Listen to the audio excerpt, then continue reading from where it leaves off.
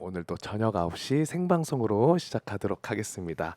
제가 목감기 이슈가 있어가지고요. 아직 목이 회복이 되지 않아서 큰 소리가 나면 굉장히 듣기 거북하신 상태입니다. 그래서 오늘은 어쩔 수 없이 좀 나긋나긋하게 심야 라디오 느낌으로 톤을 바꿀 수밖에 없다는 점 양해 부탁드리겠습니다. 그리고 질문도 우리 하루 일주일님이 좋아하시는 짧고 굵게 간단하게만 드릴 수밖에 없을 것 같아요. 그래서 모두가 만족하실 수 있지 않나라는 생각과 함께 시작하도록 하겠습니다. 자, 양해 부탁드리고요. 그러면 오늘 함께 해주실 두 분과 모셔가지고 이야기 나눠보겠습니다. 자, 어쩔 수가 없어요. 자, 첫 번째로 어쩔 수 있을 것 같은데. 거의 지금 뭐 ASMR 이게 톤이 올라가면 굉장히 좀 벌써부터 그러죠. 네. 한겨레 21의 김환 기자님 모십니다. 안녕하세요. 안녕하세요. 네. 두 가지 버전으로 오늘은. 더워. 자, 기자님 잘 지내셨죠? 네, 잘 지냈습니다. 네. 오늘 다 이 톤으로 가는 아니요. 두 분은 네. 편하게 해주시면 네. 됩니다. 자, 그리고 정말 요즘에 고생 많이 하시고 윤석열 하나 때문에 개인 시간도 많이 뺏기실 것 같아요. 네, 정신이 없습니다. 우리 네. 조수진 변호사님 모십니다. 어서 오십시오. 네, 여러분 안녕하세요. 조수진 변호사입니다. 감사합니다. 참고로 우리 변호사님이 이제 윤석열 체포 변호인단, 이 변호사단. 변호사단. 변호인은 윤석열 변호하는 걸로 오인 받을 수가 있어요. 그러네요. 그렇죠. 변호사단. 그렇죠. 변호사단에 활동 중이신데 이제 잘 모르시는 분들이 있으실 것 같아서 이 네. 윤석열 체포 변호사단이 어떻게 구성이 된 건지 요것만 네. 짧고 굵게 조금 여쭤볼 수 있을까요? 네, 이게 저희가 무슨 조직인 줄 아시는 분들이 있는데 사실 이름도 얼마 전에 정했고요. 아. 그래서 이제 화난 사람들 모임입니다. 윤석열의 화난 사람들 모임. 예, 그러니까 이제 김남주라는 변호사님이 계신데 제 지인인데 왜 내란범이 체포가 안 되냐 이렇게 밤에 잠을 못 자고 있다가 한남동에 그냥 스케치북 써가지고 1인 시위 나가신 하셨었죠, 거예요. 올해. 예. 근데 저도 하고 싶어서 그럼 그 다음 시간에 제가 할게요. 내가 할래 이렇게 해서 그냥 온라인으로 지금 모여 있는 상태로 지금 25일째 시간을 정해서 계속해서 그 장소에서 그러니까 공관 앞이죠. 네. 공관 앞에서 시위를 하고 있습니다. 그러니까 말 그대로 그냥 이건 아니다 하는 변호인분들이 다 모이시는 거군요. 그냥 네. 자체적으로. 일반 시민들이 봐도 기가 막히고 답답하고 울적한데 그렇죠. 네. 울분에 차는데 이게 법을 전공하고 영장 집행 과정이 어떤 건지를 잘 아는 사람들이 보면 지금 뭐 더 환장할 노릇이 그러니까요. 아니 그래서 저희가 가서 지나가시는 시민분들한테 안녕하세요 윤석열 체포합시다 막 이렇게 얘기를 하면은 어떤 분들은 막 핫팩 와서 주고 가시기도 하고 파이팅이요 이렇게 하고 가시기도 하고 무엇보다도 나가면은 저도 지금 시간 정해서 뭐 며칠에 한 번씩 돌아가면서 나가는데 탄핵 우울증이나 탄핵 불면증 해소에 굉장히 도움이 돼요. 아니 근데 변호사님이 다른 방송에서 얘기하신 걸 들어보니 이제 집회 현장에 나가면 그 윤석열을 지키는 지지자들 예, 있잖아요. 예, 그분들은 굉장히 격앙돼 있다고 얘기를 하시던데 어느 정도입니까? 아니 금요일 날 제 차례라 가지고 나갔는데 약간 신병의 위험을 느꼈어요. 실제로. 네, 그러니까 이게 지금 계속 안진걸 TV에서 나와서 찍어주시거든요. 이거를 이제 한남동 앞을 궁금해하시는 시민분들이 많잖아요. 그래서 저희가 그 앞에 1시간 동안 서서 법률 해설도 하고 하는데 와 그분들은 지금 거의 약간 눈에 광이 돈다 그래야 되나? 실제로 막 네, 굉장히 흥분해 있고 우리가 1인 시위를 할 뿐인데도 그 맞은편에서 계속 이렇게 보고 있다가 뭐라는 거야? 계속? 예, 계속 그러고 지나가다가 이렇게 어깨빵하고 막 지나가시고. 일부러 네, 그래요. 막. 구호가 현장에 가보면 구호가 점점 격해지긴 해요. 왜냐면 처음에는 윤석열 탄핵 반대였는데 그 다음에는 뭐 이재명 대표를 공격하는 걸로 바꿨다가 그 다음에 뭘로 갔냐면 뭐 예를 들면 빨갱이 관련된 걸로 갔다가 최근에는 무슨 얘기까지 하냐면 지나가는 시민들한테 천안문 시위 만세를 해보라 그래요. 그러니까 이게 가짜 뉴스 때문에 중국 사람들이 와서 시위를 한다. 이거를 너 중국인이냐 아니냐? 네, 그러니까 네가 중국인인지 아닌지를 증명하려면 천안문 시위 만세를 해봐라. 라고 뭐 이런 정도까지 지금 나갔거든요. 그러니까 이게 이 얘기를 드리는 이유가 뭐냐면 그러니까 어떤 이성의 영역에 있지 않은 거예요. 지금 이성의 영역에 있지 않고 이성의 영역에 있지 않은 어떤 계속되는 선전선동에 된 사람들이 집단적으로 모여 있으니까 굉장히 진짜 좀 아슬아슬하다 보기에 그러니까 이런 저는 수준입니다. 현장에 나가보고 느낀 게 약간 지금 우리 정광훈 목사 그 집회에 나가거나 극우분들을 이해를 못하잖아요. 가서 그냥 공기에서 느꼈어요. 아, 이 사람들 지금 자기들끼리 모여서 맞다 하면서 굉장히 그 거짓 뉴스, 가짜 뉴스에 완전히 물들어 있구나. 심취해 있어. 그러니까 안진걸 소장님 얘기하신 것처럼 구호가 시진핑 탄핵까지 나오는 거예요. 네. 그거 왜 하는지도 모르겠고. 아 진짜 그렇다고 하더라고요. 뭐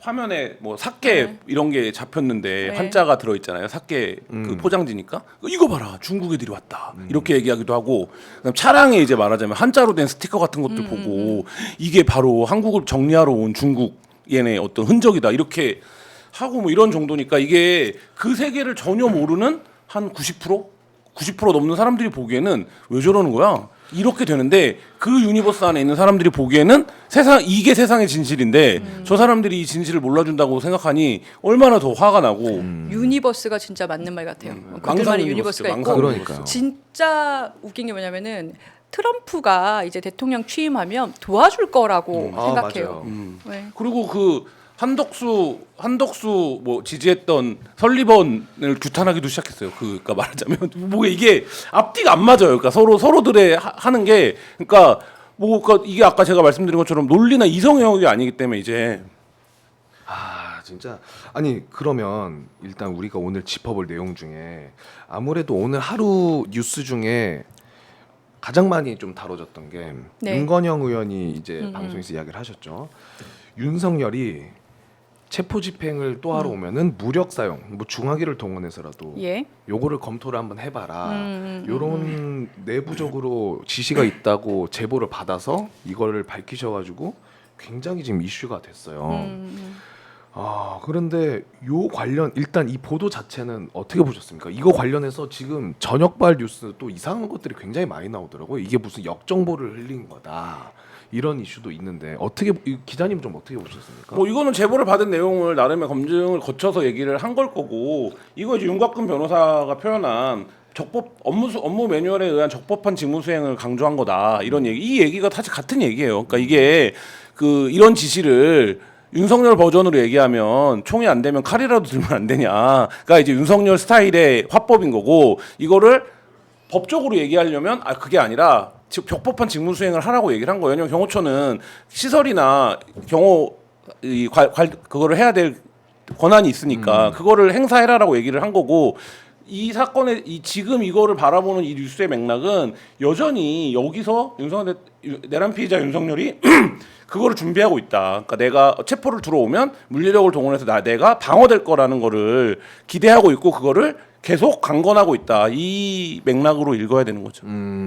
충분히 그럴 사람이라고 보이시죠, 윤석열은? 아니 저는 지금까지 윤석열 대통령이 12월 3일 이후로부터 한 말들과 그러니까 본인이 국민 앞에 하거나 페이스북에 쓴 말과 증거로 드러난 것들.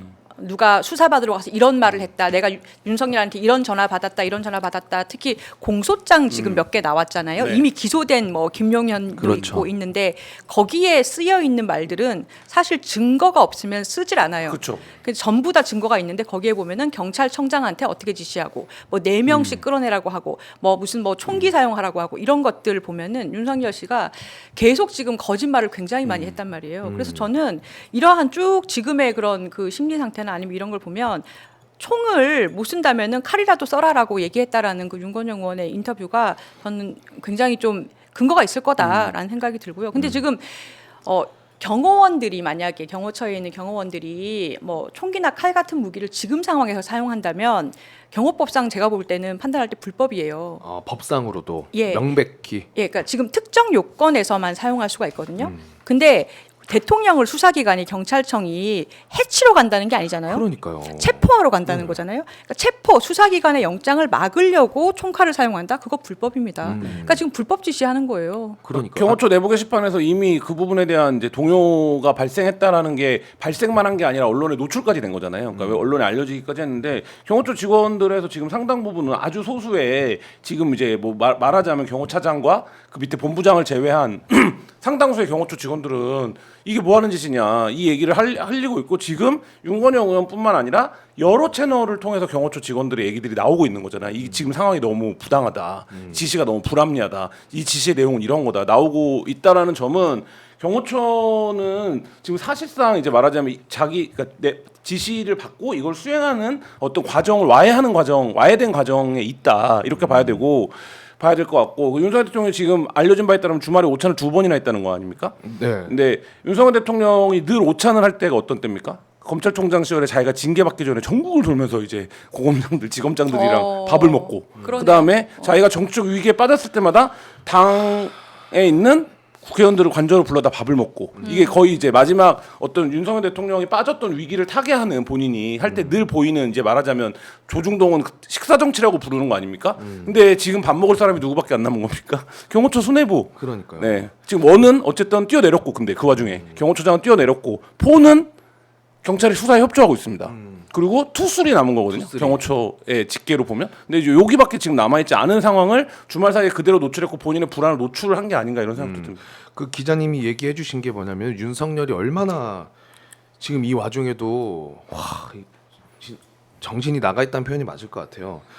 1월 11일 지난주 토요일입니다. 이틀 전 토요일 그리고 12일 이틀 내내 이 경호처 간부들을 불러다가 밥을 먹였다는 네. 건데 오늘 제가 매불쇼에서 들었는데 윤건영 의원은 1월 10 금요일에도 불러다가 먹었다고 이야기를 하더라고요. 제보에 따르면은 그러면 금토일을 내내 경호처 간부들을 데려다가 밥을 먹으면서 그때 이제 뭐 무슨 중화기 검토도 나왔던 거고 아니면은 칼이라도 이런 발언들이 좀 나왔던 것 같습니다. 이게 사실이라면은. 근데 밥을 먹을 사람이 없긴 해요. 왜냐면 그 앞에 윤석열 대통령을 지키러 가겠다는 국회의원 44명도 밥은 안 먹거든요. 이제. 그러니까요.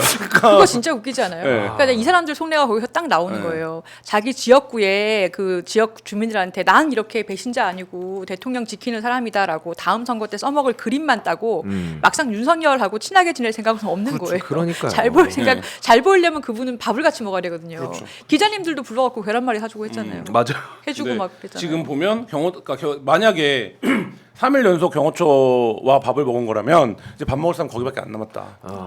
그만큼 경호처에 심리적으로 막 친밀감을 드러내면서 막 의지하는 그런 건가? 아니 근데 뭐 이 얘기 그냥 쭉 해도 네네. 질문 상관없이 박종준 경호처장이 뭐를 냈습니까? 경찰에 경호처장 핸드폰을 예. 냈어요. 이미 그러고 나서 제출했어요. 이미 제출을 했어요. 이게 압수한 게 아니에요. 이거 완전 네, 백기투항이에요. 내버렸어요 핸드폰을. 그리고 낸 다음에 어떻게까지 했냐? 핸드폰을 풀어주기까지 했어요. 자, 근데 이거 굉장히 큰 사건입니다. 왜냐하면 이게 명태균 폰만큼 위력적일 거거든요. 박정준의 핸드폰. 맞아요. 네, 두 가지 측면인데 하나는 12월 3일부터 박종준 소장이 근무했을 때까지 계엄 당시에 박종준에게 내려왔던 모든 지시가 들어있겠죠. 통화와 누가 전화를 했고 어떻게 했고 이거 그러니까 이 계엄 상황에서 전후로 누가 동조를 했고 어떻게 했고 그다음에 어떤 상황들이었고가 다 거기에 들어있을 거고 지금 이제 공수본이 포렌식을 아마 시간상으로 보면 끝냈을 것 같은데 뭐 그 내용이 한 축이 있고 또 한 축 어떤 게 있습니까? 경호처만 알고 있는 한국 사람들 다 모르지만 대부분의 국민은 경호처만 알고 있는 사실 가운데 하나 뭐가 있습니까? 여사 문제가 있죠. 여사가 어디를 가던 움직이던 모든 상황에서 경호처는 관련이 되어 있죠. 그러면 그 모든 상황이 경호처장에게 보고가 됐을 거고 어떤 형태로든 그게 경호처장 핸드폰에 흔적으로 남아 있겠죠. 그러면 지금 저는 이거는 뭐 명태균 씨 폰 얘기 많이 하지만 명태균 씨 폰만큼 향후에 굉장히 위력을 발휘할 거고 공수본 수사의 판을 바꿀 수도 있다 이런 생각도 듭니다. 그 말인즉슨 이게 지금 1차 체포영장 집행을 방해했던 거에만 의미 있는 게 아니라 핸드폰의 가치가 그렇죠. 일단은 직접 증거는 그거겠지만 네. 사실 그 전후의 맥락에서 예를 들면 그 영장 집행을 방해했을 때 상황뿐만 아니라 그 전후의 상황에서 경호처와 이 말하자면 대통령 부부가 어떤 관계로 어떻게 움직였는지가 그 폰에 지금 다 들어 있겠죠. 계엄 이후에 바꾼 핸드폰이 아니라면은 박종준이라는 자가 사실 계엄 당일날에 김봉식이랑 조지호도 불러들인 사람이잖아요. 직접 그렇죠. 연락해가지고. 네. 그렇죠. 그럼 그 내용도 다 들어있을 거고 포렌식을 한다면은. 저는 지금 김한 기자님 말씀에 그러니까 박종준이 황금폰을 냈을 거다. 깡통이 아니라 여기에 그럼요. 좀 동의하는 게 제가 금요일 날 이 사람이 자진 출두했단 말이에요. 네. 근데 그때 저는 그날 저녁에 조사 마치고 바로 체포될 줄 알았어요. 왜냐하면 이거 체포될 만 하잖아요. 그런데 자기 발로 집에 갔어요. 맞아요. 그 다음날 2차로 조사받고 또 집에 갔어요. 맞아요. 그리고 오늘 3차 조사 받았거든요. 이게 무슨 얘기냐면 수사에 엄청 협조한다는 얘기예요. 박종준이 예, 만약에 어떤 피의자가 가서 거짓말하거나 그럼 증거 인멸할 것 같은 기세를 보이는 거잖아요. 뭘 감춘다거나 했으면 바로 영장 쳤죠. 근데 이 사람이 지금 집에서 오가면서 마지막엔 아마 구속영장 청구될 가능성이 많긴 한데 지금 자기의 어떤 이 체면을 지키면서 주변을 정리할 시간을 가지면서 차근차근 이렇게 1차, 2차, 3차의 조사를 받고 있다는 거는 굉장히 협조적으로 지금 수사기관에서 이 사람을 얼르고 달랠 수 있는 가치가 있다. 그러니까 그런 이게 상황인 것 같아요. 핸드폰을 이미 제출했다라는 거는 사실 들어보기 좀 어려운 거잖아요. 예를 들면 내가 이 수사를 정말 이 수사가 너무 필요해요. 그리고 내 핸드폰이라도 다 열어서 이거를 보세요. 이런 자세가 아니면 피의자 신분에서 사실 선택하기 힘든 거거든요. 왜냐하면 자기의 또 다른 치부가 당연히 드러날 수밖에 없는데, 근데 영장을 받아서 핸드폰을 포렌식을 하면 지금 이제 법상으로는 그 부분만 보게 돼 있어요. 그러니까 예를 들면 영장에 청구된 내용만. 근데 이거 지금 이미 제출이기 때문에 박종준 처장의 진술에 따라서 어떻게 볼지가 결정이 되는 거고, 그러면 지금 말씀드린 그런 어떤 여죄들의 문제 이런 것들에서 굉장히 구체적인 증거가 확보될 가능성이 높고, 그렇게 해서 살아남으신 분이 한 분 있죠. 제가 2017년도 박근혜 탄핵 때도 취재 기자였는데 네. 최상목 지금 현재 권한대행이 그렇게 살아남았죠. 맞아요. 네, 자기가 그냥 내고 네, 기억난다. 그 안종범 경제수석 산하에 제가 지금 직책이 정확히 기억이 안 나는데 그 산하의 비서관이었는데 그 안종준 그 수석의 판결문 보면 상당 부분의 내용이 최상목 당시 비서관이 한 일입니다. 뭐 어떤 기업에서는 직접 돈을 받아오라고 하기도 하고 미르가 왜 이렇게 출연금이 적냐라고 회의에서 압박하기도 하고 하여튼 당연히 그 판결문의 내용만 보면 구속이 됐어야 되는데 최상목 그때 당시 비서관 구속이 안 됐죠. 그래서 그때도 굉장히 수사에 협조를 했을 거다. 왜냐면 안종범 수첩에 누군가는 해설서를 써줘야 되잖아요. 그러니까 그 부분에서 엄청난 기여를 한 게 아니냐라는 얘기들이 취재 기자들 사이에 있었는데 지금 이제 박종준 처장이 말하자면 모델이 될 수 있겠죠. 어쨌든 내가 살기 위해서 그냥 두 손 두 발을 다 든 거라고 볼 수 있다. 이 사람이 경찰대 수석이라면서요. 네. 네. 그러니까 아마 하여튼 본인이 살기 위해서 지금 어느 쪽에 붙을지 많이 머리 굴렸을 거예요. 그럼 두 분은 일각에서는 박종준을 그래도 의심을 해봐야 되는 게 지금 이런 행동을 통해 어쨌든 간에 또 잡으러 들어가는 시간을 좀 지연시키는 그냥 전략이 아니냐라는 시각도 있지만 그건 좀 아닐 가능성이 높다. 제가 볼 때는 그게 자기 속내가 뭔지는 모르죠. 네. 그러니까 그 최상목 권한대행도 그때는 협조했지만 지금 머리 굴리는 거 보십시오. 헌법재판관 2명만 임명하고 1명은 안 하고 지금 살 길 찾잖아요. 네. 이 사람이 경호처장이 속내가 뭐든 간에 가치 있는 정보를 수사기관에 주고 있는 건 확실하다. 그것만큼 확실하다. 알겠습니다. 요 보도가 저녁에 좀 있더라고요. 이 경호처에서 예. 오늘 오후 1시에 내부적으로도 이 윤석열이 지시한 내용을 김성훈이 밑에 내리니까 반발을 많이 했고 우리가 어떻게 이렇게 중하기를 쓰냐 그런 반발도 있었고, 그런데 그 와중에 한 A 부장이 이 무장 지시에 반발해가지고 김성훈한테 사퇴하라고 해가지고 네. 대기 발령 났다라는 기사가 있었어요. 예, 맞아요. 근데 경호처에서는 그건 오보다 음. 라면서 그 부장이 대기 발령이 난 건 경찰 관계자를 만나가지고 내부 보안상을 누설해서 대기 발령이 된 거다라고 입장을 냈더라고요. 그런데 이 주장을 또 극우 유튜버들이 어제 미리 방송을 했더라고요. 그러면서 경호처 핵심 관계자에게 들었다. 그래서 미리 이 사람들이 방송을 했고 그 내용 그대로 오늘 경호처가 입장을 밝힌 겁니다. 그래서 요거는 경호처가 유튜버들과 연계가 좀 돼 있는 것 같아요. 왜냐면 이거 관련해서도 의혹이 있으니까 공식적으로 접촉을 한 건 아니지만 비공식적으로는 그랬을 수 있다. 이렇게 입장을 냈더라고요. 그러니까 근데 그게 저는 지금 말씀하신 게 포인트가 아니라 지금 경호처의 설명이 오히려 포인트예요. 설명이? 뭐냐면 지금 민주당 의원들한테도 경호처가 제보가 옵니다. 그리고 시사 방송 진행하는 진행자들한테도 제보가 와요. 맞아요. 기자들한테도 와요. 그러면 박종준이나 지금 경찰에 출석한 이진아 경비본부장한테는 얼마나 많은 얘기들이 올까요? 그러니까 예를 들면 경호처 직원들이 보기에는 탈출한 사람이에요. 그 둘은 둘은 탈출을 했어. 그리고 이 탈출한 사람들은 말씀하신 것처럼 수사를 받는데 체포가 안 돼. 오늘 아침에 공수처가 뭐라고 입장 냈습니까? 협조하면 선처한다라고 했어요.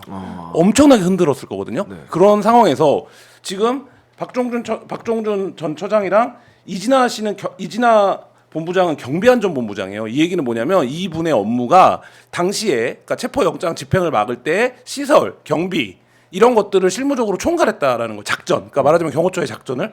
근데 이분이 지금 경찰에 나가고 있고 오늘 공수처가 협조하면 선처한다는 얘기를 하면서 동시에 무슨 얘기를 했냐면 2차 집행에서 어떻게 대응할지를 진술을 통해서 면밀히 확인하고 있다는 얘기까지 했어요. 그 얘기는 뭡니까? 누군가들이 박종준이나 이진아에게 지금 이러고들 있어요. 지금 이런데요. 이런 얘기를 민주당 의원이나 시사 프로그램 진행자보다는 훨씬 더 내밀한 얘기를 많이 하겠죠. 그래서 지금 아까 얘기했던 그 부장만 대기 발령한 게 아니라 그 팀 15명을 전원 대기 발령시켰거든요. 아 그래요? 네. 그런 얘기는 뭐냐면 지금 이 경호처의 정보가 엄청난 누수가 있는 거고 사실 이진아 경비안전본부장이 경찰 수사에 협조한다는 건 뭐냐면 경호처의 구조를 가장 잘하는 사람이에요.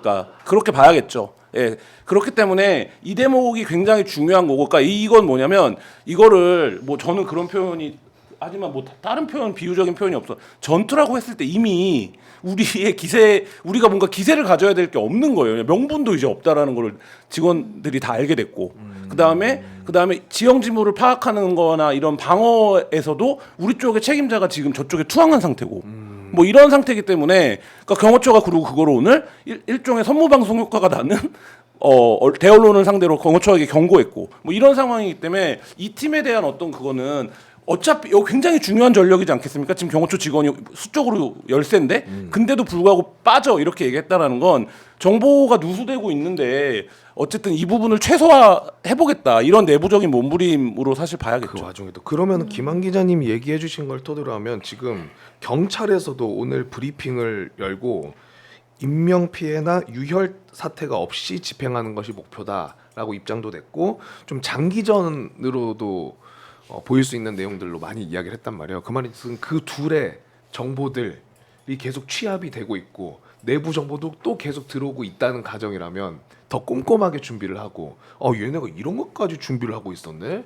야 잠깐만, 요거는 유혈 사태 안 나게 진짜 조심해야 되겠다라는 생각의 메시지를 낸 거라고. 뭐 그것도 그렇고 버틸 수 없게 그러니까 예를 들면 계속적으로 지금 어쨌든 뭐 사실상의 구금 상태라는 말이 나올 정도로 그 안에 고립되어 있는 거 아닙니까? 근데 이 고립을 지키고 있는 병력들이 흔들리는 게 역력해졌고 그다음에 그것을 위법행위로 무조건 체포한다는 얘기까지 지금 경찰이 하고 있는 거기 때문에 그 상황에서 사실 시간의 문제로 보면 시간은 지금 내란 피의자의 편이 될 수 없죠. 그러니까 지금 제일 중요한 게 제 생각에는 시간이 가면 어떻게든 체포는 하게 되어 있는데 지금 국민의힘이나 아니면은 그 윤석열 측에서 바라는 거는 어떻게든 시간을 끌어서 4월에 헌법재판관 교체될 때까지는 형사를 끌든 체포를 끌든 탄핵을 끌든 근데 본인인 그 수괴인 윤석열이 체포가 되어버리면 정신적으로 이 사람들이 굉장히 무너지잖아요. 그렇기 때문에 어쨌거나 체포를 최대한 늦추려고 버티는 거고.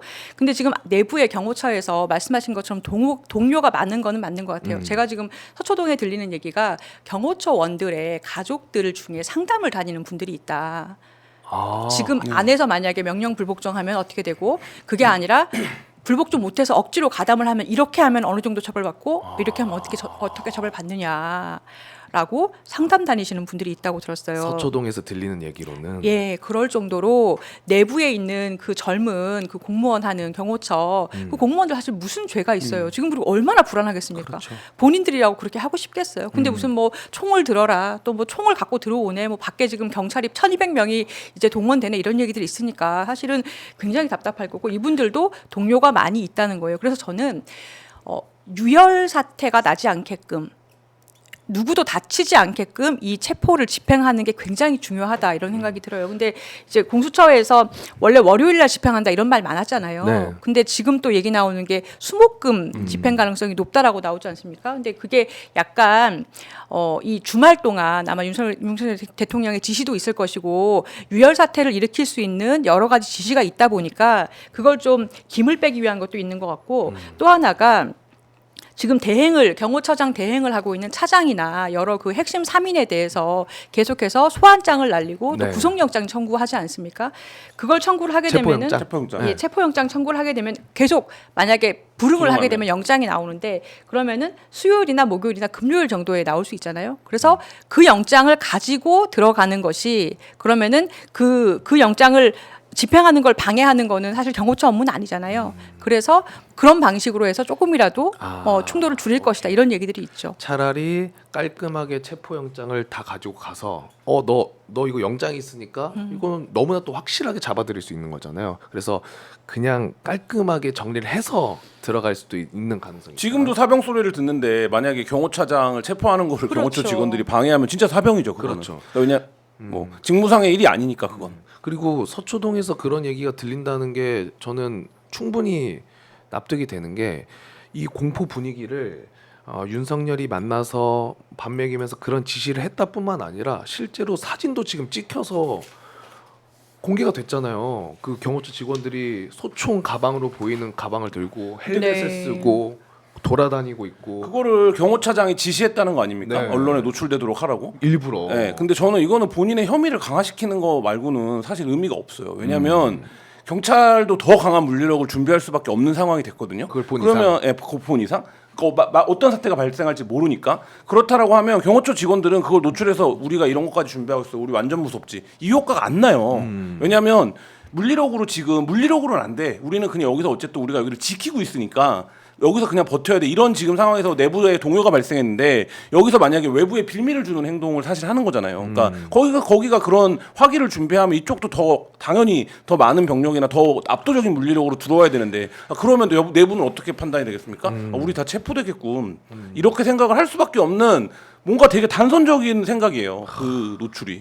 그러니까 그 또 우리 변호사님이 얘기해 주신 것처럼 내부의 동요가 많은 걸로 확인이 되고 있으니까 제보도 많고 그래서 서초동에서 가족분들도 그 무슨 고생입니까?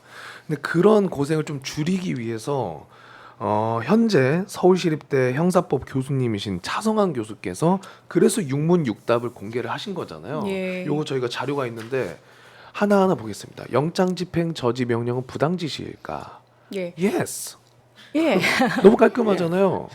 아니 지금 그 차성환 교수님이 판사 출신이세요. 네. 네. 근데 그 이분이 너무 이제 걱정되고 답답한 마음에 지금 이제 본인이 막 이렇게 이런 육문육답도 만들고 하셨는데 이거를 좀 저희 쪽 방송을 경호처에 있는 공무원분들도 꽤 본다고 하더라고요.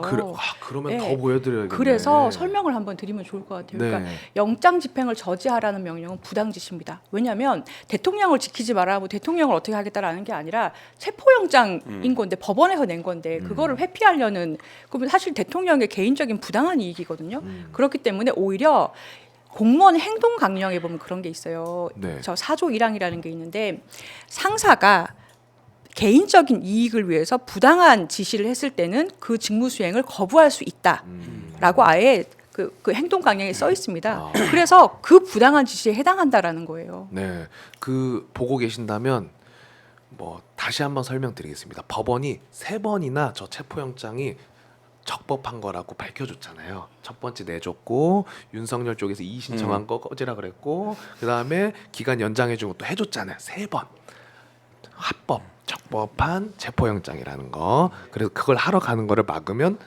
불법입니다. 깔끔하죠? 2번 경호처 직원의 부당지시 거부 가능합니까? Yes. 네.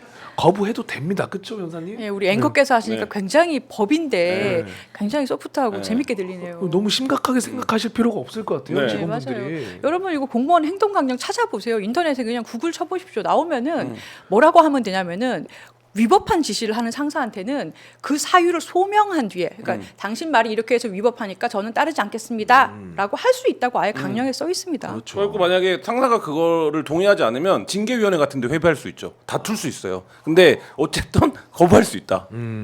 그리고 3번째 부당지시 거부는 꼭 서면으로 해야 하나요? 아니에요. No. 그렇죠. 근데 물론 이제 서면은 안전하다고 하시는 것 같아요. 이게 뭔 얘기냐면은 그냥 말로 저는 부당 지시를 받았고 거부합니다. 그리고 그냥 그 자리에 계시면 됩니다. 가서 뭐 하세요? 뭐 총 드세요 하면 아닙니다. 전 거부합니다. 이러고 있으시면 돼요. 근데 서면을 내라든가 아니면은 그 말을 녹음하라고 지금 교수님이 얘기를 하고 있는 이유는 뭐냐면 농땡이 치는 거 아니라는 거예요. 당신 그냥 지시 내가 그냥 거부한 거 아니고 태만하는 게 아니다. 그렇죠. 그러니까 위법 지시를 받고 나는 거부했다라는 증거를 남기라는 거죠. 증거를. 뭐 그 서면이 가장 안전하고 밑에 있는 것처럼은 그게 만약에 안 된다 그러면 녹음도 네. 충분히 도움이 된다. 지금부터 녹음합니다라고 핸드폰 거래해서 녹음하시면서 얘기하시면 되고 이 지금 서면은 인터넷에 많이 떠 있는데 그 교수님이 아예 맞아요. 좀 이따 보여드리려고. 예, 그 서약서 같은 걸 만드셨어요. 네. 녹음을 얘기 안 하고 녹음해도 상관없죠. 둘의 대화. 당사자니까 네, 상관없죠. 괜찮아요. 그렇죠. 네. 요거 제가 꿀팁 하나 드리자면은 요 스마트워치 쓰시는 분들은 녹음 기능 설정하잖아요. 2번 따당 누르면 자동 녹음이 됩니다. 몰래 하세요. 오. 네, 그거 어차피 그쪽은 극우 유튜브밖에 안 보니까 괜찮을 것 같아요. 자, 다음 거 보여주세요.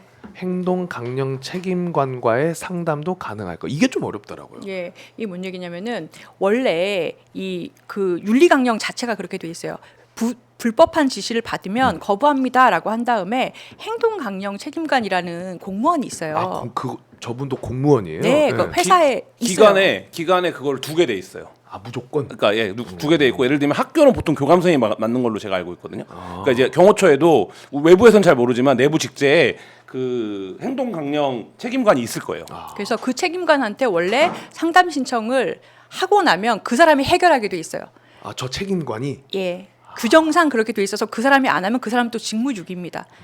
부당 지시이고 그래서 지금 이 거부 들어왔고요.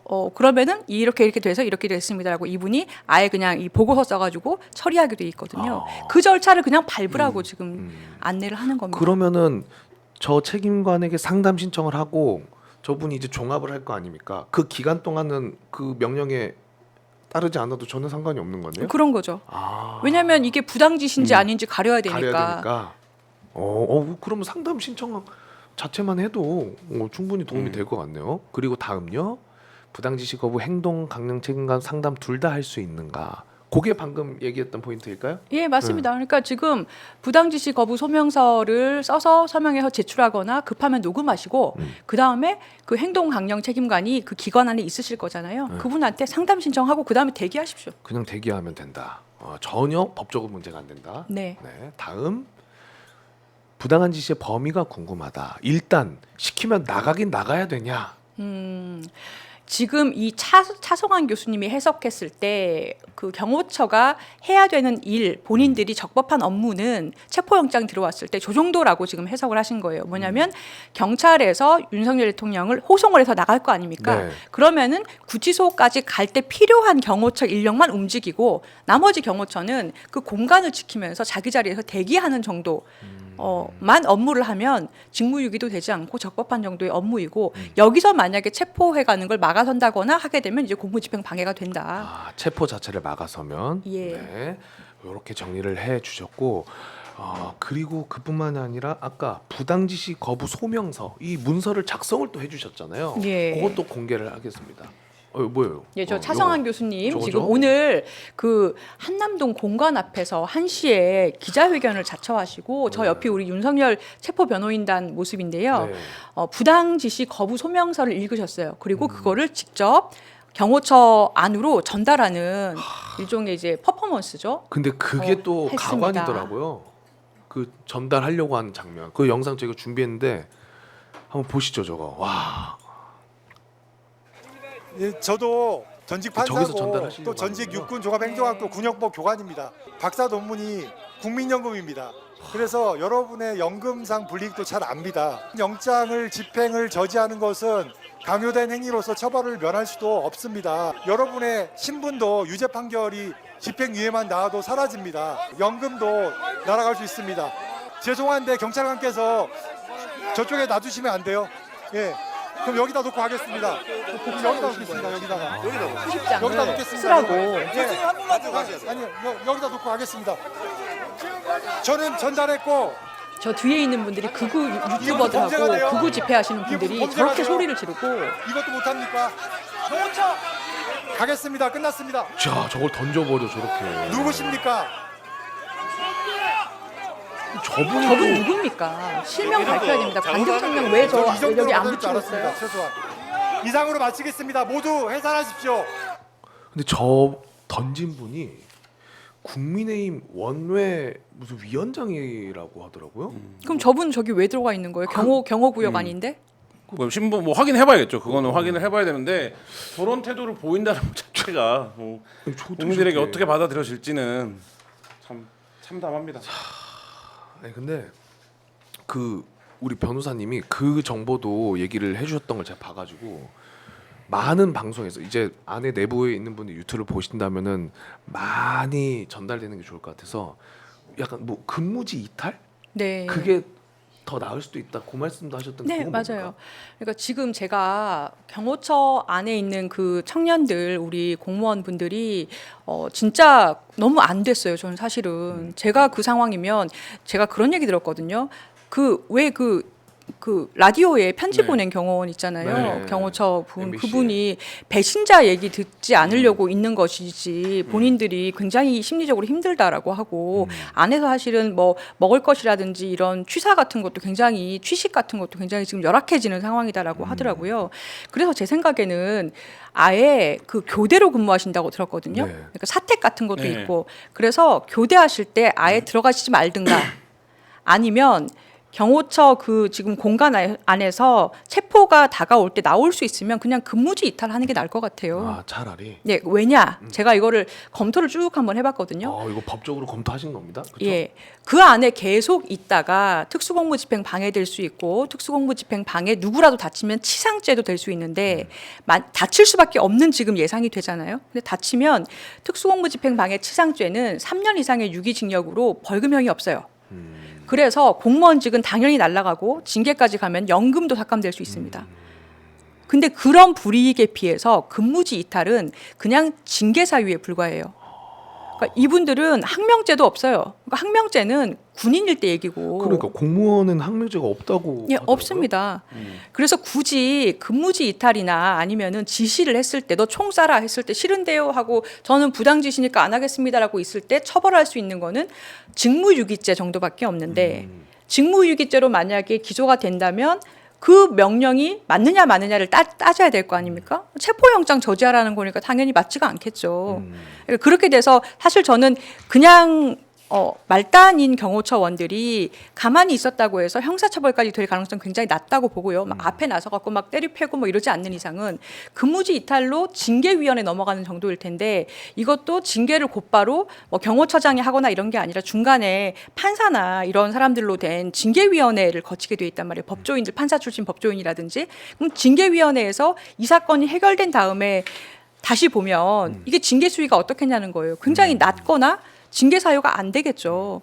그래서 저는 만약에 징계를 받으시더라도 형사처벌 되는 것보다는 훨씬 낫다. 그리고 징계를 받게 되면 이걸 행정소송으로 나중에 다투시면 그때쯤 되면은 윤석열 대통령의 죄책이 다 드러날 거예요. 그래서 이건 부당지시였다는 게 드러나기 때문에 징계도 다 아마 그냥 불법으로 드러날 거다. 이렇게 생각이 돼요. 혹시나 우리 변호사님에게 이 경호처 직원분들의 이제 가족이나 혹은 내부에 있는 실제 경호처 직원분이 어떻게 연락을 해온다면 이런 상담도 해주실 수가 있나요? 당연하죠. 충분히? 당연하죠. 그리고 제가 그 윤석열 체포 변호사단 안에 있는 변호사님들 많으시기 때문에 상담을 나눠서 해드릴 수가 있습니다. 그래서 진짜 그냥 편안하게 어떤 불이익이 있는지 물어보러 오셨으면 좋겠습니다. 왜냐면 이 방송으로 보시는 거랑 또 직접 통화하시는 거 이 심적 불안감이 워낙 높으시니까 직접 통화하는 게 더 안심이 되실 수도 있을 것 같아서 혹시나 필요하신 분들은 얘기해 주셨으니까 연락하셔가지고 확실하게 얘기를 듣고 이런 불법 지시에 절대로 같이 안 하셨으면 좋겠다라는 생각이 듭니다. 그렇죠? 네. 자, 어쨌든 우리 내부에 있는 분들이 이게 무슨 고생인지 싶습니다. 우리가 뉴스를 다루면서도 이거 정말 깔끔하게 그냥 끝날 수 있는 문제인데 지금도 깔끔하게 끝날 수 있죠. 최상목 그렇죠. 권한대행이 경호를 풀어라라고 얘기하면 체포영장 집행에 협조해라 이러면 깔끔한 거 아닙니까? 근데 지금 뭐 드러나는 얘기를 따르면 최상목 대행 그렇게 안 움직이고 있는 거고 사실 그 책임 없음 무책임이 이 말하자면 갈등과 뭐 지금 경호처 직원 그 누구도 내가 경찰이랑 물리력을 놓고 논해지는 날이 올 거라고 아무도 생각하지 않았을 거예요. 근데 지금 이런 세상이 왜 만들어졌냐? 여기는 이 내란에 동조했거나 최소한 방관했던 지금 행정을 이끌고 있는 자들의 무책임 과 이게 있다 이 생각입니다. 맞습니다. 아니 모두가 할 일을 공무원들이 했다면 지금 경호처에 있는 그런 뭐 젊은 공무원들이 이렇게까지 막 사면 초과에 놓인 네. 일이 없죠. 그러니까 최상목 권한대행 같은 경우에도 본인이 말로는 뭐 물리적 충돌로 인한 불상사는 일어나서는 안 된다. 관계 기간에 계속해서 뭐 본인이 뭐 요청했다고 했습니까? 근데 사실은 이것도 거짓말이에요. 그러니까 지금 박종준 경호처장이 지금 체포 그 응해가지고 본인이 조사받으러 가서 수사받으러 가서 뭐라고 했습니까? 본인이 여러 차례 최상목 대행에게 관계 기간하고 조절해 달라라고 했는데 아무런 답이 없었다고 맞아요. 했잖아요. 그러니까 최상목 대행은 마치 본인이 여러 차례 뭐 요청했다라고 요청한 그러면은 객체가 뭐겠어요. 그러니까 경호처장하고 그리고 뭐 경찰청에 얘기했다라는 게 말이 맞아야 될 텐데 그때 지금 박종준 처장이 얘기하는 거는 본인이 오히려 요청했는데 답이 없었다고 했잖아요. 그러니까 지금 권한대행이 일을 안 해서 지금 이런 상황이 되는 겁니다. 최상목 얘기 나온 김에 오늘 또 이재명 대표를 만났잖아요. 그래서 이재명 대표가 여러 이야기를 했는데 핵심은 그겁니다. 최상목 권한대행한테 체포영장 요 집행하는데 협조 좀 해라. 이게 가장 핵심이었을 거예요. 근데 그런데도 불구하고 아니 뭐 진짜 그냥 영혼 없는 가치 없는 말 계속 뱉어냈고 오늘도 물리적 충돌로 인한 불상사는 절대로 일어나서 안 돼. 이걸 누가 모릅니까? 지가 할 수 있는 거잖아요. 자기가 할 수 있는 일을 두고 이거를 지금 저 보세요 저. 야 소리 나가고 있나요? 소리는 없는 거죠. 네. 왜냐면 소리를 안 넣은 이유가 들을 필요가 없어요. 이 물리적 충돌로 인한 불상사 이런 말이기 때문에. 그러니까 이게 지금 권한대행을 두는 이유가 뭡니까? 행정부를 누군가 이끌어야 되기 때문에 두는 거 아닙니까? 근데 행정부를 이끄는 거에는 사법부가 포함이 되는 거잖아요. 그러니까 예를 들면 근데 거기다 대고 입법부에 와갖고 국회가 합의를 잘해달라 이런 얘기를 지금 하고 있는 거예요. 그러니까 지금 이거는 행정적으로 반드시 처리돼야 될 일을 국회가 합의해야 처리한다라는 것 자체가 이 지금 권한대행으로서의 자격이라든지 어떤 정책 스탠스인지를 보여주는 일이죠. 근데 요게 굉장히 최상목이 그냥 간복이라고 보기 어렵고 이거 내란 동조범의 색깔이 더 짙어지는 보도가 또 나왔거든요. 오늘 경향신문 단독 있었죠. 네. 기자님. 요게 최상목이 1차 체포영장 집행할 때도 경찰한테 압박성 전화를 몇 번 한 걸로 보인다는 거죠. 그러니까 이호영 경찰청 차장에게 전화를 걸어서 1차 때 오전 11시 48분입니다. 그러니까 우리가 시간을 다 알고 있잖아요. 네. 오전 한 1시 넘어서 지금 이제 내려왔던 거잖아요. 아침에 일찍 가서. 근데 이때 전화 걸어서 경찰이 대통령 관저 앞에서 경호실 직원과 부대를 못 들어가게 하고 있다는데 어떻게 된 거냐. 이거를 경찰한테 물어봤다는 거예요. 그러니까 니네가 지금 경호처 직원들 못 들어가게 하고 있니? 이렇게 물어봤다는 거예요. 이거는 압박 온 국민이 아니에요? 생중계로 영장 집행이 왜 안 되고 있는지를 보고 있는데 이걸 물어봤다는 거고, 그러니까 이 차장은 확인해 보겠다라고 얘기를 했다라는 거고, 이날 12시 54분 1시 28분에도 재차 전화를 걸었다는 겁니다. 경찰에 뭐라고 얘기를 했냐면 체포영장 집행 시 충돌이 있어서는 곤란하다. 그 다음에 체포영장 집행을 위해서 인력이 추가 지원됐느냐, 뭐 이렇게 얘기를 했고 이런 이제 문답이 오가는 통화를 했다라는 건데, 이 통화에 그러니까 얼핏 보면 이게 뭐 중립적인 내용인가 이렇게 생각이 드시겠지만 이 통화 자체는 경찰에 압박을 한 거죠. 그러니까 이 체포영장을 집행하지 말라는 압박을 한 거죠. 와 그리고 그뿐만이 아니라 그 경찰 쪽에 또 전화해가지고 경호처장한테 연락 받았는데 아니 경찰 경호부대가 협조가 안 된다 그러는데 무슨 상황이냐 이런 이야기도 한 거 보니까 적극적으로 이거는 경호처를 도우려고 했던 한 거죠. 예. 정황이잖아요. 이거는 사실상 이제 내란 동조범으로 자기가 선택해서 가는 거 아니겠습니까? 입장을 밝히고 있는 거고. 이거 어떻게 해야 돼 이놈을? 그러니까 이 부분도 지금 당장 뭐 정치적으로 최상목 권한대행을 어떻게 할 수 있다 없다 이걸 떠나서 지금 내란과 관련해서 누가 동조했고 누가 적극적으로 방관함으로써 내란을 결국 어쨌든 가게 했는지 뭐 이런 부분들에 대한 수사가 다 돼야 되는 상황이에요. 맞아요. 근데 맞습니다. 지금 이 우두머리 수개가 체포가 되지 않으면서 그런 것들이 전혀 진행이 안 되고 있고, 제가 이 방송에서도 말씀드렸지만 군에 대해서는 수사가 좀 잘 되고 있는 거 아니야? 실병 기동한 영관급 장교들 중에 지금 아무도 구속되지 않았어요. 그러니까 예를 들면 그 위에 사령관급들만 지금 구속이 된 거고 그 밑에 어떻게 됐는지. 그래서 오늘 어떤 보도까지 나온 겁니까? 드론사령부에서는 자료를 폐기하기 시작했다는 거잖아요. 그걸 알면서도 언론이 아는데 지금 그런데도 수사가 안 되고 있고, 그 다음에 당일 국무위원 11명 지금 국무위원 회의록도 작성 안 했는데, 사실 최상목 권한대행이 보수 언론에 의해서 뭐 그래도 그때 반대를 했던 것으로 알려지면서 이미지 메이킹이 된 건데 사실 그런 부분들까지 다 지금 뜯어봐야 되는 거고 사후에 내란이 종결된 이후에 어떻게 했느냐 이 부분도 추가적으로 계속 그 수사가 필요한 상황이죠. 맞습니다. 저는 이쯤 되니까 요새는 어떤 생각이 드냐면 공관이라는 저 한남동의 그 관저라는 공간이 무장한 개인 사병화된 경호처에 의해서 점거돼 있는 상황으로 봐야 되는 거 아닌가? 근데 사실 그렇게 하면 그것 또한 내란이거든요. 네. 조심스럽습니다만 그것도 내란이에요. 무장을 해가지고 일개 사람을 지키기 위해서 영장 법원이 적법하게 낸 영장을 계속해서 저지하면서 물리적으로 장소를 점거하고 있잖아요. 그렇죠. 내란이 형법적으로 헌법적으로 두 가지 의미가 있는데 하나는 어떤 지역을 무장 세력이 점거하는 것. 그리고 두 번째로는 헌법 기관의 기능을 무력화시키는 것 두 가지를 내란죄라고 하거든요. 그래서 12월 3일 날 그게 내란죄라고 비상계엄이 평가되는 이유가 무장 세력으로 국회를 무력화를 시켰지 않습니까? 네. 본인들이 뜯고 들어갔지 않습니까? 그래서 내란죄라고 하는 거거든요. 근데 지금 윤석열 씨가 그 한남동 공간을 그 경호처라는 세력을 이용해서 점거하고 있어요. 근데 지금 최상목 대행이 그러면 대통령으로서의 권한을 행사할 수 있는 지위에 있지 않습니까? 그러면 이걸 행정부 수반으로서 질서 정연하게 뜯어서 국방부 장관 대행한테 시켜서 병력 빼라. 그렇지. 그리고 경찰청은 집행해라. 경호처 뭐 하냐? 영장에 협조하라. 지시를 해야 되는 상황이에요. 근데 본인은 지금 오늘도 경향신문에서 보도된 것처럼 제대로 하지 않고 있을 뿐 아니라 계속해서 여야 합의해서 오라라는 겉으로 보기에 지금 불가능한 국민의힘이 지금 그럴 생각이 없으니까요. 불가능한 주문만 하면서 지금 계속 간을 보지 않습니까? 그 더 의심이 되는 게 본인이 경제 관료잖아요. 그러면서 경제 안정을 계속 언급하지 않습니까?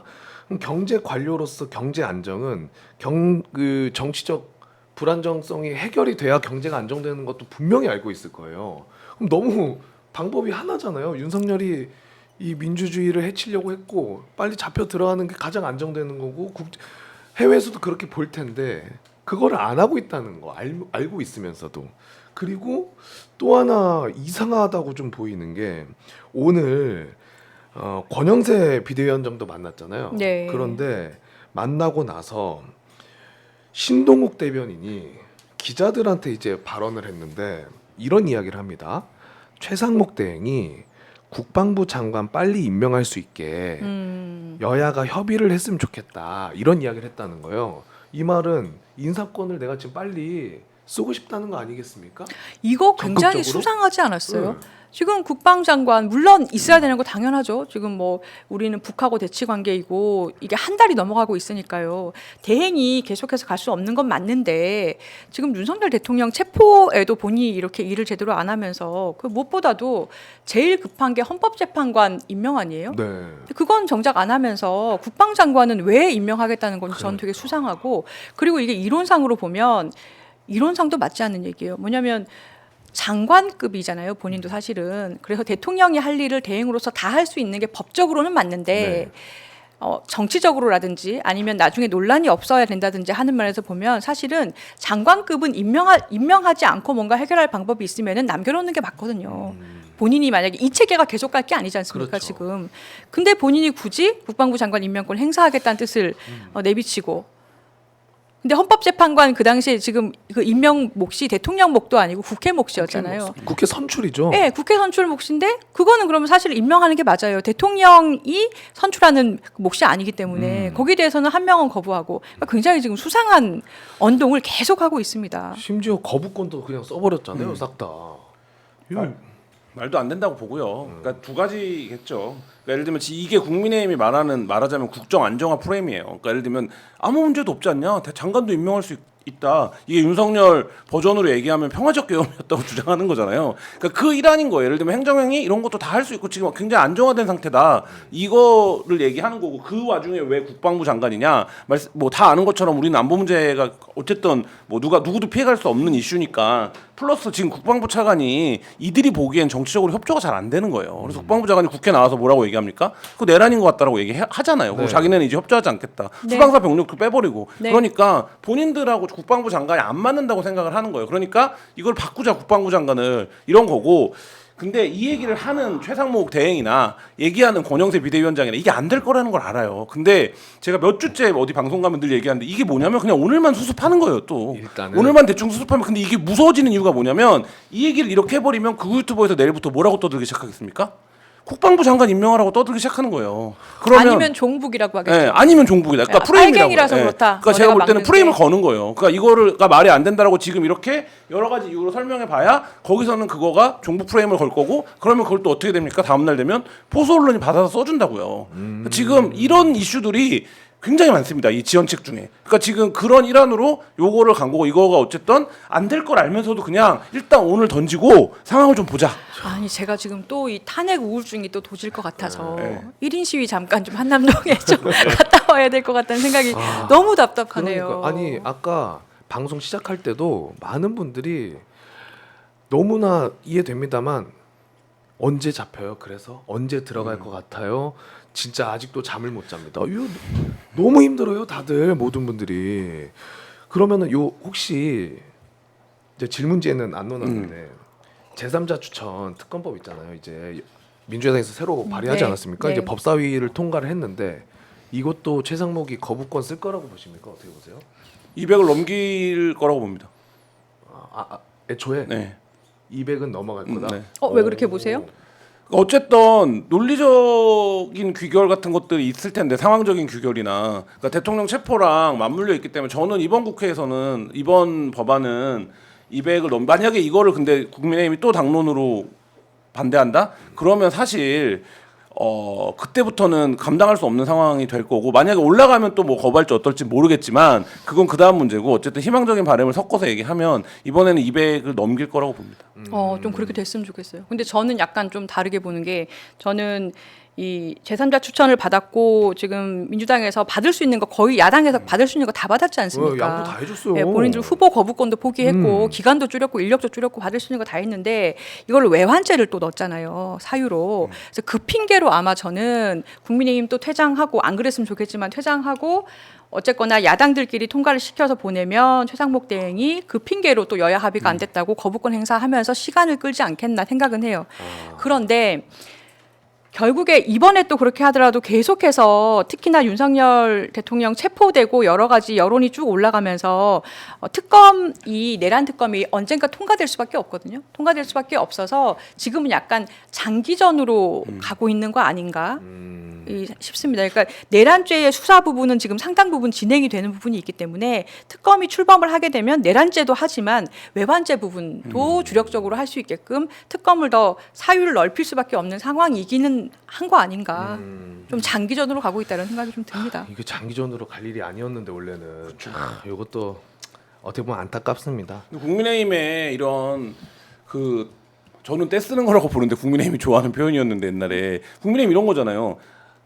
메뉴를 내가 추천했어요. 근데 그게 싫대요. 그러면 뭐라고 대답합니까? 네 말 다 들어줄게. 그러면 네가 해봐. 네가 하자는 대로 할게.라고 해요. 그러면 그건 뭐에 관한 겁니까? 지금 메뉴 추천에 관한 거에서 네 말을 들어준다는 건데 국민의힘은 그 다음에 그러면 뭐라 그러냐면 네 내 말 다 들어준다 그랬잖아. 그러니까 이제 왜 안 빼? 이렇게 나오는 거거든요.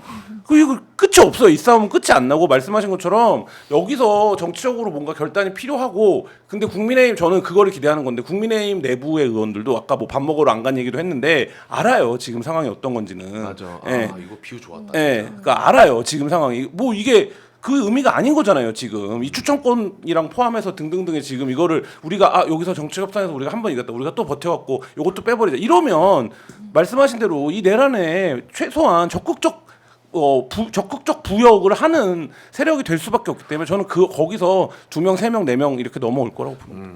맞아. 근데 방금 비유해 주신 것처럼 그 민주당에서 그럼 이건 어때? 하고 메뉴 주면은 잠깐만. 근데 메뉴 추천 너만 해. 아니 내가 추천할래. 하고 지금 또 자기들이 무슨 특검법 만든다고 그렇죠. 하고 있는 거잖아요. 되도 않는 소리를 하고 있는 거고. 헌재로 한번 가보겠습니다. 이번에는 헌재가 한덕수도 그렇고 최상목도 그렇고 지금 완벽하게 재판관 임명을 안 했잖아요. 한 명을 안 하지 않았습니까? 그래서 그게 위헌이다라고 헌법 소원을 제기를 했고 그거 심리 관련해서 원래 헌재에서는 한덕수랑 최상목한테 너네 왜 제대로 임명 안 했어? 그거 의견 있으면은 의견서 제출해. 이 기간을 30일을 줬다가 이번에 기간을 7일로 확 줄여가지고 1월 9일까지 냈어야 되더라고요. 근데 이게 요거 자체가 헌재에서는 재판관을 빨리 임명하려고 하는 확고한 의지다라고 이제 분석을 하는데 요거는 맞습니까? 예, 저는 그렇게 봅니다. 그게 뭐냐면 지금 헌법소원 들어왔다는 게 뭐냐면요. 어떤 국민이 이 변호사세요? 국민분이 이왕에 기존에 헌법소원 낸 게 있었던 거예요. 근데 이 비상계엄이 터졌어요. 근데 그 다음에 헌법재판관을 최상목 대행이 2명만 임명해서 원래 9명이 자기 그 헌법소원 사건을 심사해야 되는데 8명이 하게 생겼잖아요. 그래서 근데 이분이 진보 시민이에요. 민주 시민이에요. 그래서 이러면서 나는 8명만 갖고 심사하는 거 내 지금 헌법상 기본권 침해입니다라고 헌법소원을 낸 겁니다. 나 원래 9명한테 받아야 되잖아요. 이렇게. 예, 예. 근데 이거를 왜 이게 천운이냐면 헌법소원을 어떠한 헌법 사건을 미리 내놓고 다시 헌법소원을 내는 거를 지금 뭐 민주당이든 야당이든 누가 다시 하려면 굉장히 오래 걸려요. 근데 이분은 이미 다 진행이 돼 있었어서 자기 사건 들어간 지가 한참 됐어요. 그래서 지금 그냥 왜 8명이에요? 9명 해주세요. 라고 바로 그냥 소장만 내면 되는 상태였던 거예요. 근데 이분이 마침 변호사예요. 그래서 그 헌법소원을 냈더니 여기서부터가 중요한데 헌법재판소가 그러면은 이 한덕수 국무총리나 최상목 대행이 이 재판관을 불임명하고 있는 것에 대해서 답변을 내라. 당신들 한 행위에 대해서 헌법소원이 들어왔다라는 거를 공문을 보내면서 일반적으로는 그냥 관행상 또는 규정상 30일을 주는데 7일 만에 내라. 굉장히 단축을 해버린 거예요. 그것도 굉장히 이례적입니다. 이례적인 일이고 이건 헌법재판소의 의지가 담긴 거죠. 이 헌법소원 심리를 빨리 끝내서 그럼 당연히 이 기본권 국민 기본권 침해가 있다라고 나오겠죠. 8명이어야 되는데 아무 이유 없이 지금 1명을 국회에서 벌써 추천한 지가 언젠데 아무 이유 없이 지금 임명을 안 했잖아요. 그렇죠. 그러면 이게 지금 위헌입니다라고 보내면 이제 어떻게 되냐? 최상목 대행은 이제 임명을 당장 안 하면 그냥 하루하루가 위헌인 거예요. 이 사람 탄핵 사유 당연하고요. 그리고 직무유기죄로 형사처벌될 수도 있어요. 그러니까 압박을 받아서 임명을 할 수밖에 없죠. 그러면 헌법재판관이 9명이 된 상태가 되고 그 뒤에 이 탄핵 심리, 본안 심리를 신속하게 9명으로 진행하겠다라는 의지가 담겼다 이렇게 볼 수밖에 없습니다. 다행이네. 그러면은 변호사님은 최상목은 안 하고는 못 뺄 것이다. 예. 법이 결론이 나오면 안 하고 못 빼죠. 그러니까 헌재는 근데 왜 이럴까 이런 의문이 들잖아요. 헌재에 대한 설왕설래가 많으니까. 헌재에 저희가 이제 공판을 들어가잖아요. 취재 기자들이 녹취록을 진짜 공개하고 싶은데 진짜 환장합니다. 그러니까 헌재 입장에서도 환장할 거예요. 저 그 소문 들었어요. 네. 그쪽 변호인단 네, 때문에. 그쪽 변호인단이 진짜 아무 말이나 해요. 어디 윤석열? 예, 예. 아무 말이나 하고 그럼 헌재가 그거 갖고 오라 그래요. 서류로 제출해라. 서류로 제출할 수 있다. 근데 또 막상 서류를 안 내요. 그러니까 헌재 입장에서 뭡니까? 얘네가 이거를 뭐야 이게 이렇게 생각할 수밖에 없어요. 읽는 사람도 그렇게 답답한데 그 헌재 재판관들이 거기 앉아서 그 얘기를 다 들어주고 있어야 되니 그러니까 일정 기한 얘네가 사실상 얘네의 전략이 뭔지에 대한 판단과 파악이 이미 끝난 거예요. 그렇기 때문에 거기에 말려가지 않겠다. 이것도 마찬가지죠. 그렇게 중요해서 너 이거 거부까지 행사한 거잖아. 그러면 네가 거부한 이유가 있을 거네. 그럼 이건 길게 끌 게 아니라 빨리 내. 이렇게 된 거거든요. 그 만약에 근데 여기서 법이기 때문에 냈는데 헌법재판관들이 보기에 그 이유가 타당하면 인용이 되지 않을 수도 있죠 물론 당연히. 근데 어쨌든 이게 시간을 줘봐야 별 의미가 없다. 근데 이거는 그 책임은 누구한테 있냐? 윤석열 변호인들이 법정에서 아무 말 대잔치를 하고 있다 지금. 그럼 헌재도 화났어요? 듣고 있으면 그냥 화가 난다니까요. 그러니까 그게 정치적 편의 여부를 떠나서 이거 뭐 하고 있는 건가 이런 생각이 들어요. 저 이거를 저 현장에서 보진 못했고 네. 녹취 수준으로 네. 푸른 거를 뭐 이런 걸로 네. 받아봤는데 네. 정영식 재판관도 네. 그 머리 허연 분 있잖아요. 네. 우리가 그 보수일 것이다. 네. 이게 찡박은 거 아니냐 네. 의심하고 있는 그분조차도 살짝 화를 내시더라고요. 그러니까 이게 자기가 안 시켰는데 말하지 말라고. 맥락이나 뉘앙스에도 니네 뭐 하는 거냐 이런 게 느껴져요. 그러니까 근데 그 변호인단 돈 꽤 많이 줬다고 그러지 않았어요? 뭐 얼마 줬는지는 모르지만 되게 지금 뭐 비싸게 그거 줬다고 재판해야죠. 하던데. 탄핵 재판해야죠. 이제 내란 들어가면 또 내란 변호사 구해야죠. 그다음에 이제 특검법 통과되고 이러면 김건희 변호인 구해야죠. 지금 이제 변호 비용이 어마어마할 겁니다. 안돼. 돈 많이 줘야죠. 그 변호사들도 이거 한 번으로 인생 거의 끝나는 거 아니에요? 아니 같은 변호사시니까 그분들은 그거 솔직히 끝나면은 다른 일 할 그분들은 이제 공천 받는 거 말고는 방법이 이제 없죠. 법조계에서 의뢰인들이 찾지 않을 것 같습니다. 그리고 다른 의뢰인들도 내란을 변호했던 로펌의 이미지를 갖고 어떻게 다른 의뢰인들한테 뭐 사건을 맡아달라고 할 수 있겠어요? 그러니까 큰 로펌들이 뭐 5억을 주네, 7억을 주네 이러는데 안 한 거잖아요. 원래 그 아는 사이였다고 하는 로펌도 처음에 이름만 네. 얹었다가 바로 네. 뺐잖아요. 고성국 씨 정도는 뭐 변호 맡길 수 있겠죠. 변호사가 아니어서. 아니 그러니까 고성국 씨가 이제 자 어쨌든 헌재 이야기까지 좀 해봤고 근데 이제 요거를 가장 궁금해하시는 것 같아요. 경찰 쪽에서는 잠깐 언급했지만 지금 아까 본 또 하나의 보도는 뭐 무슨 기저귀까지 준비를 하고 있다라고 할 정도로 굉장히 장기전을 대비를 하고 있는 것 같고 그래서 한 이틀에서 사흘까지도 생각을 하고 있다는 보도가 나오고 있습니다. 그래서 또 우리 또 제작진께서 보내주셨는데 윤석열이 관저 밀실에서 문 잠그거나 벙커로 들어가면은 이거 해제를 해야 되니까 끌어내야 되니까 그래서 소방의 도움을 받는 방안도 고심 중인 것으로 좀 전해지고 있다고 합니다. 보도상으로는 그렇기 때문에 이런 준비를 마치고 언제 그러면 좀 들어갈 거 아니에요. 사실 이게 예측이 어렵습니다만은 네. 처음에 얘기한 것처럼 그 경호처의 투쓰리 그들의 체포영장까지 나오고 나서 좀 들어갈 확률이 높을까요? 저는 3까지는 아니고 2까지 나오면 들어갈 것 같아요. 김성훈 거 네. 체포영장 네. 나오면은 그러니까 지금 권한 대행 체포영장까지만 나오면 들어가지 않을까 싶습니다. 네. 저도 그게 그나마 제일 그 약간 그쪽 그 대장들을 묶어 놓으면서도 본인 체포영장 나왔는데 맨 앞에 앞장서진 못할 거 아니에요. 그럼 어딘가에 이제 그들도 은신해서 이렇게 그냥 뭐 무전기를 이용하든 이렇게 명령을 하는 거밖에 안 될 거고 그리고 그들을 잡겠다라는 체포영장 자체를 내세우면서 가면은 막기도 힘들 거고 그래서 그때가 제일 골든 타임이 아닌가 싶은데 하여튼 모를 일이긴 하죠. 그러니까요. 공수처에서 무슨 판단을 하는 건지 사실 이것도 굉장히 속 터지는 면이 많아가지고 그러니까 모르겠습니다. 근데 지난번 1차 체포영장 집행 때 분명히 실책한 거는 그 안에 인원을 남겨놓고 그렇죠. 퇴로를 확보한 상태에서 나왔어야 돼요. 근데 지금 그때 뚫었던 거 다시 다 뚫어야 되거든요. 처음부터 다시 그러니까요. 강화는 더 돼 있을 건데 그 이번에 잡으러 가면은 국힘의원들 나와서 막을 것 같으세요? 안 막는다고 봅니다. 왜냐하면 부장님은? 현행범으로 체포하겠다고 했기 때문에 사실 쉽지 않아요. 또 그건 이제 무서워가지고 안 올 것 같다 그때는. 그렇죠. 그 앞에는 현행범으로 체포되면 이 국회의원들이 그거밖에 없는 거 아닙니까? 다음에 또 나가는 거? 근데 현행범으로 체포되면 특수공무집행방해이기 때문에 이거는 다 피선거권 제한될 수밖에 없는 형량이 나올 텐데 그거를 감수하고 내가 가서 거기서 뜯어내겠다? 말린다? 이건 저는 현실적으로는 뭐 있을지 없을지 모르겠습니다만 현실적으로는 그럴 각오와 결기가 있었으면 그날 밥을 먹었어야죠. 그렇지. 계란말이에 김치찌개. 먹자고 했을 때. 아 알겠습니다. 요거 하나만 변호사님한테 좀 여쭤보고 싶어요. 그 이상민도 지금 조사 받고 있나요? 이상민은 요즘 안 들리는 것 같은데. 조용하시네요. 조사는 네. 진행되고 있겠죠. 근데 오늘 행안위에서 굉장히 좀 큰 그 답변이 나왔어요. 뭐냐면 윤건용 의원이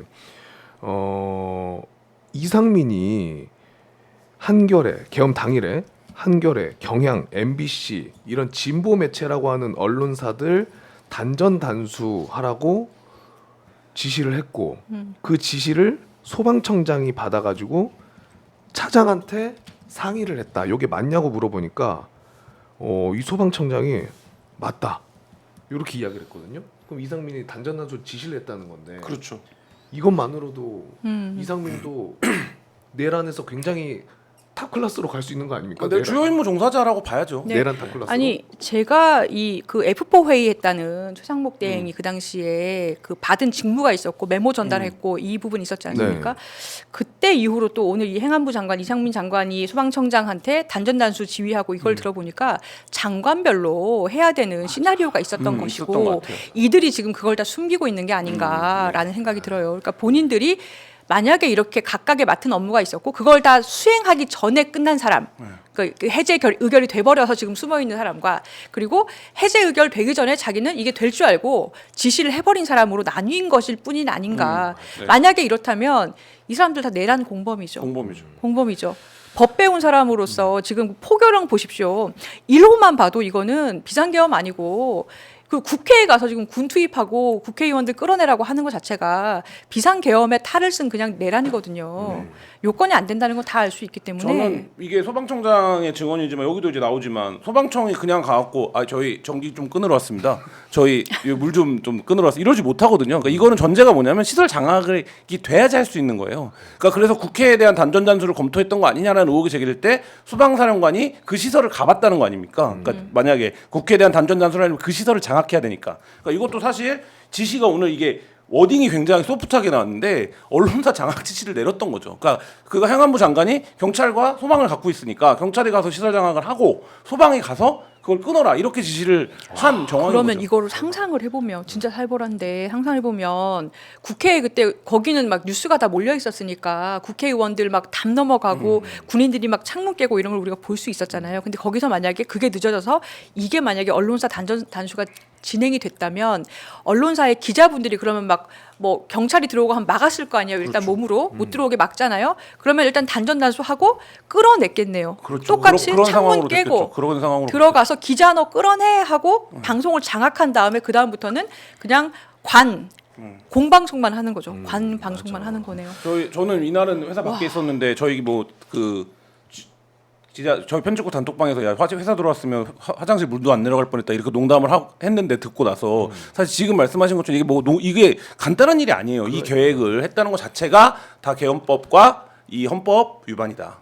이런 거 보면은 우리가 윤석열 멍청하다고 하면 안 된다니까요. 저도 그 생각했어요 방금. 윤석열은 나름 치밀해요. 치밀해요. 구수는 했지만 사법시험 아무나 붙는 거 아닙니다. 그리고 나쁜 놈도 해본 놈이 한다고 제대로 한다고 검찰 때부터 자기 밑에 애들 다 어떻게 보면은 좀 안 좋은 일에 같이 엮여가지고 야 우리는 이거 같이 가야 되는 거야. 그러니까 말 얼마나 잘 들었겠습니까. 한동훈도 마찬가지고 이번 계엄도 하나같이 다 이 동조 같이 공모 이런 걸 해서 다 엮여 있잖아요. 그러니까 지금 우리가 빨리 안 끝나는 게 거기서도 이유가 있다고 생각해요. 다들 엮여 있으니까. 그러니까 이게 저희가 지난주 기사에 썼는데 이 지금 한남동 카르텔이에요. 한남동 카르텔. 네, 카르텔이 야, 있는 거고. 그 말 딱 맞는 네, 것 같아요. 한남동 카르텔이 있는 거고 이게 카르텔이라는 말을 윤석열 대통령 내란 피의자 윤석열이 굉장히 잘 쓰는 말이었는데 카르텔이라는 게 결국 뭡니까? 특정 이익을 위해서 뭉쳐 있는 조직이나 집단을 말하는 거예요. 한국적 용어로 말하면 그걸 범죄와 연루되면 범단인 거죠. 그러니까 지금 이 한남동 카르텔이 범단이다. 이렇게 보지 않으면 안 될 정도로 이 상황이 굉장히 유중하고 시급한 상황인 거죠. 맞아요. 근데 이게 너무 힘든 상황인 게 적과 아군이 구별이 안 될 정도로 곳곳에 있는 요직에 있는 사람들이 이렇게 가만히 있다가 그 속내를 까보면은 맞아. 내란에 공조했던 사람들이고 와, 뭐 그게 이런 사람들이고 너무 무서워요. 맞아요. 그리고 힘들고. 그 카르텔, 그러니까 검사 때랑 진짜 똑같은 것 같아요. 그 카르텔 이용하다가 안 되는 것 같으면 바로 이제 여론전으로 여론몰이 계속 하잖아요. 윤석열 측이라고 하면서 윤갑근이가 계속 대도하는 소리 해가지고 여론전하지, 극우들 반응해주지 그런 시스템인 것 같습니다. 하지만 시간 문제일 뿐이지 정리는 된다. 근데 그 정리를 최대한 깔끔하게 한 명도 빠짐없이 하기 때문에 해야 되기 때문에 시간이 좀 걸릴 뿐이다. 그렇게 보면 네. 되겠죠, 기자님? 네. 네.